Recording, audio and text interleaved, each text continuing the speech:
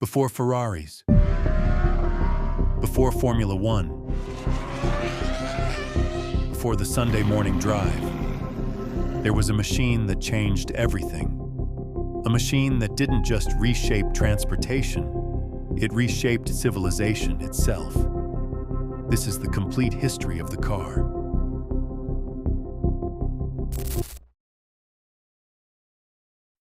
Most people think the car started with Henry Ford. It didn't. The story begins over 200 years earlier in 1769, when a French engineer named Nicolas-Joseph Cugnot built the world's first self-propelled vehicle. It ran on steam, moved at just 4 kilometers per hour, and crashed into a wall on its second outing, making it also the world's first car accident. For the next century, inventors across Europe experimented with steam-powered carriages. They were loud, dangerous, and terrifying to the public. In fact, Britain passed a law in 1865 called the Red Flag Act, requiring all self-propelled vehicles to be preceded by a man walking with a red flag to warn pedestrians. Progress was slow. Then came electricity. In the 1880s, electric vehicles briefly looked like the future. Quiet, smooth, and relatively reliable, but limited by battery range. The real revolution was waiting for one critical ingredient: gasoline. In 1885, a German engineer named Carl Benz built the Benz patent motor wagon, widely recognized as the world's first true automobile powered by a gasoline internal combustion engine. It had 3 wheels, a top speed of 16 kilometers per hour, and looked more like a motorized bicycle than anything we'd call a car today. But the moment that truly announced the car to the world didn't come from Carl Benz. It came from his wife. In 1888, Bertha Benz secretly took the car on a 104-kilometer journey without her husband's knowledge, becoming the first person in history to complete a long-distance road trip. She fixed mechanical problems along the way using her hairpin and garter. She proved the car was practical. The world started paying attention. By the 1890s, Daimler, Peugeot, and Panhard were building their own gasoline-powered vehicles. The age of the automobile had officially begun. The car existed, but it was still a toy for the rich.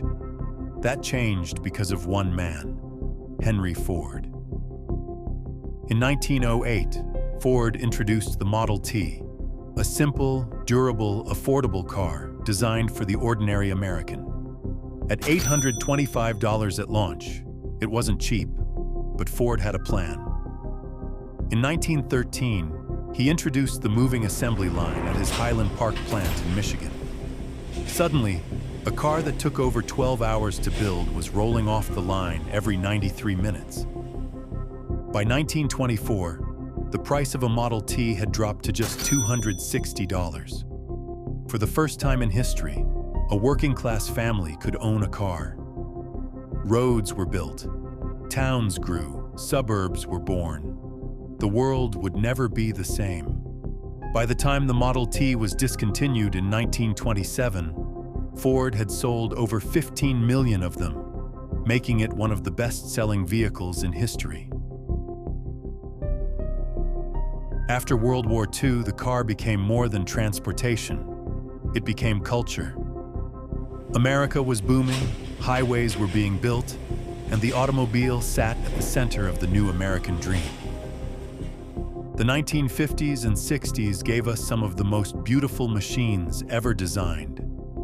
Cadillacs with tail fins that looked like rockets, Chevrolet Corvettes that screamed American speed, European brands like Jaguar, Alfa Romeo, and Mercedes were crafting rolling works of art. Then came the muscle car era, the 1964 Ford Mustang, the 1969 Dodge Charger, the Pontiac GTO. These weren't just cars, they were statements. loud, powerful, and unapologetically aggressive. But this golden age carried a dark side. Fatal accidents were rising sharply, fuel was cheap and burned recklessly, and environmental damage was mounting. The party couldn't last forever. In 1973, everything changed overnight. The OPEC oil embargo sent fuel prices skyrocketing and exposed a fundamental problem. American cars were gas-guzzling giants completely unprepared for an energy crisis. Into that vacuum stepped Japan. Toyota, Honda, and Nissan began exporting compact, fuel-efficient, reliable cars to the West. American consumers, desperate for affordable motoring, embraced them. Detroit was shaken to its core. The industry was forced to evolve. Cars became smaller, more efficient, and safer. Seatbelt laws were introduced. Crash testing became standard. Electronics began creeping into vehicles. Anti-lock brakes, fuel injection, airbags. The car was growing up. By the 2000s, cars had become rolling computers. GPS, touchscreens, parking sensors, and connectivity transformed the driving experience entirely. Supercars like the Bugatti Veyron pushed beyond 400 kilometers per hour. SUVs dominated roads worldwide. Then came Tesla. In 2008, Elon Musk's company launched the original Tesla Roadster, an electric car that could actually perform. It shattered the perception that electric meant slow and boring. By the 2010s, Tesla's Model S was outselling traditional luxury sedans and beating supercars off the line. Today, virtually every major automaker has committed to an electric future. Ford, GM, BMW, Mercedes, Volkswagen, all racing to electrify their lineups. Governments worldwide are setting deadlines to ban new gasoline car sales entirely. And on the horizon, self-driving cars. Vehicles that communicate with each other.